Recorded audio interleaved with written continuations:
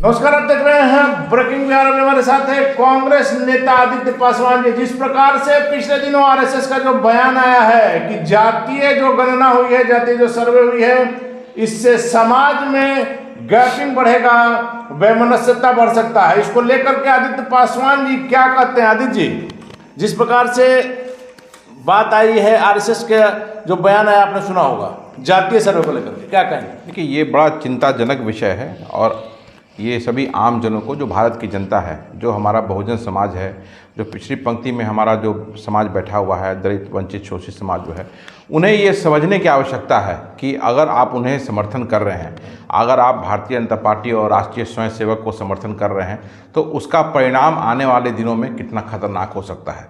जब ये खुले मंच से ये कह रहे हैं आज कि जातीय जनगणना से समाज में विषमता होगी और दरार आएगा, तो समझिए कि अगर हर राज्य में, जैसे बिहार के राज्य में तो इनको ये सत्ता में नहीं है, तो ये इन्हें अगर जब मौका मिलेगा तो किस तरह से ये आरक्षण के साथ छेड़छाड़ कर सकते हैं। तो आपको लगता है कि आरक्षण के साथ छेड़छाड़ संभव है, कोई कर सकता है? नहीं, प्रयास तो जारी रहता है इनका, और आरक्षण को कमज़ोर किया गया है देश में, तरीका भले अलग है। तो आप बताइए कि ये कौन लोग हैं जो ऐसी बातें करते हैं कि समाज में विषमता और दरार आएगी? ये वही लोग हैं। लेकिन समझने की बात है, आरक्षण की समीक्षा का मतलब यह भी हो सकता है कि जिस चीज के लिए, जिस उद्देश्य के लिए आरक्षण को लागू किया गया, क्या इसका सही फायदा लोगों तक पहुंच रहा है? देखिए, कोई भी चीज़, देखिए, we are a very young country, India is a new nation, young country, और अभी मात्र 74-75 वर्ष हुए हैं भारत को आज़ाद हुए और संविधान जब से लागू हुआ, तो हम धीरे धीरे आगे बढ़ रहे हैं। तो बहुत चीज़ों को जो बदलने में समय लगता है, समाज में जो सोच थी उसको पहले से वो बदलाव आया है, लेकिन आज भी कुछ कुछ जब वाक़यात ऐसे हो जाते हैं और वो लगातार हो रहे हैं, जिससे कि लगता है कि नहीं, अभी समाज में बदलाव नहीं आया है, और जो जातीयता है वो पहले से कहीं ज़्यादा आज के समाज में देखने को मिल रही है। क्योंकि जिस तरह से शोषण हम देखते हैं अलग अलग जगहों में, चाहे वो वर्क प्लेस पे हो या समाज में और जगह पे हो, वो आज शोषण हो रहा है। लेकिन वर्क प्लेस पर जो शोषण हो रहा है, उसमें पहले आप लोग कहते थे कि सामंती विचारधारा है, सामंती सोच है, सामंत जो है इसको दबा रहे हैं, लेकिन अब तो वैसी बात नहीं रही। आपने देखा होगा जातीय सर्वे में तो क्लियर हो गया कि सवर्ण में भी कई लोग गरीब हैं। नहीं, वो आपका बिल्कुल सही है, वो बिल्कुल सही कहना है कि सवर्ण में भी गरीबी है, और गरीबी की कोई जात, कोई धर्म नहीं होता है। गरीबी की बस एक ही जात, गरीबी का सिर्फ एक जात है, वो गरीबी है, ठीक है। तो लेकिन अब सामंतवाद और शोषण का चेहरा जो है वो बदल चुका है। और शोषण कौन लोग करते हैं? शोषण वही लोग करते हैं जो बड़े पदों पे हैं, और बड़े पद पे आज देश में कौन लोग हैं? वही लोग हैं जो सवर्ण जाति से आते हैं या जिन्होंने बड़ी उच्च शिक्षा दीक्षा हासिल की है, जो कि बहुजनों में और दलित पिछड़ों में नहीं है। ये this is a hard fact of India. ये सच्चाई है कि जो कोई अगर मेरी बात को सुनेगा तो हो सकता है कि उन्हें खराब लगेगा कि मैं जाति विशेष करके बात कर रहा हूँ, लेकिन ये सच्चाई है। और जो वहाँ जो लोग पहुँचे हुए हैं, जो उच्च पदों पर बैठे हुए हैं, तो जब नीचे की पंक्ति वाला व्यक्ति जब ऊपर आता है तो तरह तरह से वो शोषण करने का प्रयास किया जाता है, उसे रोकने का प्रयास किया जाता है। आपकी बातों से मैं सहमत नहीं हूँ। अभी कल ही हमने किया है, एक खबर किया है, अति पिछड़ों का सम्मेलन है, लोगों को पता नहीं है किस लिए आए हैं, पैसे पर उनको बरकरार करके लाया गया है। वैसे में अति पिछड़ों के नाम पर, पिछड़ों के नाम पर देश में सिर्फ राजनीति हो रही है, चंद नेता इसका मलाई खा रहा है। नहीं, ठीक है, वो हो सकता है, आप जो कह रहे हैं वो बिल्कुल हो सकता है, लेकिन उसका ये आरएसएस के बयान से इसको आप मत इसको जोड़ के देखिए। अपनी जगह है, क्योंकि अब आरएसएस का बयान ऐसा आया है तो ये लोगों को सोचना है कि ये वही लोग हैं जिन्होंने सदियों सदियों तक दलित समाज का शोषण किया। ये वही लोग हैं जिन्होंने वर्षों वर्षों तक जात के नाम पे, जातीयता के नाम पे समाज का शोषण किया और दलित पिछड़ों को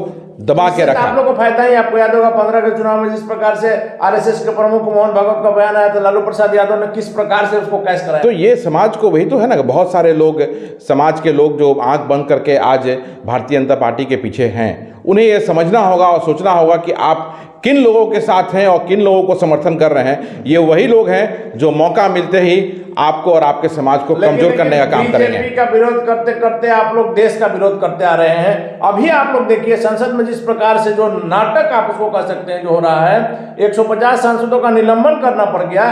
संसद में सांसद किस लिए जाते हैं? जनता की समस्या को बताने के लिए, उठाने के लिए, या तख्ती लड़ाने के लिए? ठीक है, आपका प्रश्न ये सही है। तो इस पे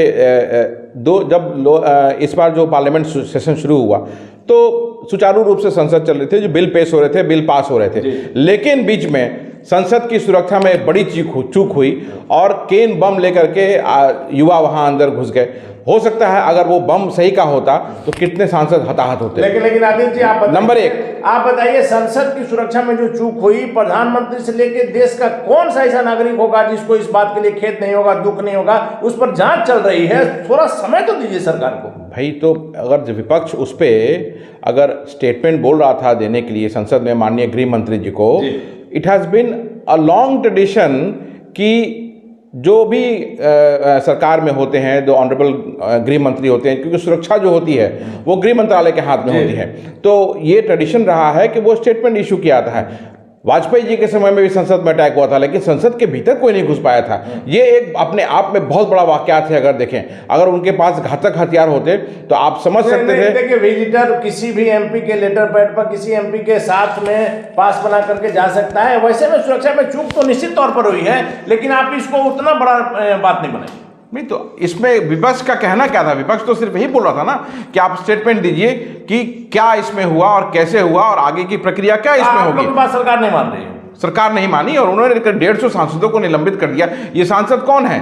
ये वही जनता की आवाज है, जनता के चुने हुए प्रतिनिधि हैं। ये जनता की आवाज है, वो जनता की बातों को संसद में रखते हैं। तो आप उन्हें अगर निलंबित करेंगे मतलब जनता की आवाज को आप दबाने का काम कर रहे हैं। सच्चाई यही है। अगर लोग जो बोले, भारतीय जनता पार्टी जो भी बोले, लेकिन सच्चाई यही है कि जनता की आवाज को दबाने का यहाँ पे काम किया। लेकिन बीजेपी के नेताओं का कहना है, केंद्रीय मंत्री तक का कहना है कि जनता आपको चुनाव में जवाब देगी। जिस प्रकार से संसद में जाकर के आप लोग जनता की बात ना करके सदन में तख्ती लहरा रहे हैं। नहीं, अगर आप जो विपक्ष का एक जायज़ मांग है उस पर अगर आप नहीं सुनवाई करेंगे तो विपक्ष तो अपनी बात को बोलने के लिए तरह तरह के ये लोकतांत्रिक तरीके से किया गया है। अगर विरोध किया जा रहा है तो वो एक लोकतांत्रिक तरीकों को अपनाया किया जा रहा है, इसमें कोई गलत नहीं है। और सरकार को इसमें स्टेटमेंट इशू करना चाहिए था। पहले भी जब वाकयात हुए हैं, पार्लियामेंट में अटैक पहले भी हुआ है, संसद के अंदर कभी नहीं हुआ था जी। अगर ये बहुत बड़ी चूक है, अगर घातक हथियार वहां होते अनिल जी तो बहुत सारे सांसद हताहत हो सकते थे। ठीक है, और इससे कोई और सरकार को इस पे क्लियर होकर के स्टेटमेंट देना चाहिए था और बताना चाहिए था कि ये चूक हुई तो कैसे हुई और इस पे आगे ये कार्रवाई क्या हो रही है। लेकिन नहीं, देश की सबसे बड़ी पंचायत जी इस प्रकार की जी। और इस पे अगर प्रश्न जब उठा, आदित्य जी, जिस प्रकार से इंडिया गठबंधन की मीटिंग हुई, लगातार तब से विवादों का जन्म हुआ है, लगातार आपके नेता स्पष्टीकरण दे रहे हैं, लेकिन यह बात तो तय है कि जिस प्रकार से ममता बनर्जी ने खड़गे साहब का नाम लाया, पहले से कहा जा रहा था, आज केसी त्यागी का भी आपने कल बयान सुना, केसी त्यागी ने सीधे तौर पर कह दिया था कि पहले तय हो गया था मीटिंग में कि किसी का नाम नहीं लेना है, चुनाव के बाद तय किया जाएगा। वैसे में ममता बनर्जी ने जो नाम लिया खड़गे साहब का, क्या इसका कारण हो सकता है? नहीं, ममता बनर्जी जी ने नाम लिया तो इस पे ये प्रश्न क्यों उठ रहा है, आप मुझे बताएं, मुझे समझाएं। है कि मुख्यमंत्री नीतीश कुमार से लेकर के तमाम नेताओं की नाराजगी की बात हो रही थी। जब ये तय हो गया कि किसी का नाम अभी आगे नहीं किया जाएगा, प्रधानमंत्री पद का कोई चेहरा नहीं लेकर आप लोग को चलना है, चुनाव के बाद तय करना है। कोई भी नाराजगी नहीं है। ये मीडिया में सिर्फ भ्रम फैलाने के लिए विपक्षियों के द्वारा, भारतीय जनता पार्टी के द्वारा ये बीज बोया जाता है कि गठबंधन में हमारे आपसे सवाल कर रहे, इसके लिए बीजेपी ने हमको कहा है। नहीं, ये अब सवाल कहाँ से आया मुझे नहीं पता, लेकिन मैं इतना जानता हूं कि हमारे गठबंधन में किसी तरह का कोई भी नाराजगी नहीं है। अगर नाराजगी होता तो मुख्यमंत्री जी कहते ना ही मुख्यमंत्री जी का कोई ऑफिशियल स्टेटमेंट आया, ना ही जनता दल यूनाइटेड का कोई ऑफिशियल स्टेटमेंट आया, किसी का भी नहीं। और सीट बंटवारे पे भी चर्चा हो रही है, सब गठबंधन मजबूती से आगे बढ़ रहा है। बताइए, अभी तक का अगर आप राजनीति का इतिहास उठा करके देखेंगे, आजादी के बाद से ही कभी किसी पार्टी ने, किसी नेता ने डंके की चोट पर आकर के पीसी में कोई बात कहा है कि जब अचानक से कोई बात होती है तब वो खबर बनती है? नहीं, तो इसमें अगर कोई ऐसे विवाद की बात होगी या विरोध की बात होगी तो कहीं ना कहीं से ये बात तो उठेगी ना। कल भी राहुल जी की बात हुई, खड़गे जी की बात माननीय मुख्यमंत्री जी से हुई, ये सब इस मुद्दे पे तो कोई बात ही नहीं हुई है, कोई बात। लेकिन यही राहुल गांधी नजर नहीं आते थे। 3 राज्यों में जब बुरी तरह से चुनाव हुई है तो मुख्यमंत्री नीतीश कुमार याद आ रहे हैं। ये मुख्यमंत्री कह रहे थे कि कोई बैठक नहीं हुई है, कोई संवाद नहीं हुआ, संवादहीनता की स्थिति बन गई है। कब राहुल जी नजर नहीं आए हैं? 23 जून को जब पटना में बैठक हुई, राहुल जी उसमें थे। फिर उसके बाद जब मुंबई में बैठक हुई, राहुल जी, सर आपको याद होगा, सारे बैठकों में राहुल जी रहे हैं। सर माले की जो बैठक थी यही मिलर स्कूल मैदान में, उसके बाद जब मंच से मुख्यमंत्री जी ने कहा तब खड़गे साहब का फोन आया था मुख्यमंत्री जी को, याद कीजिए, पिछले महीने की बात।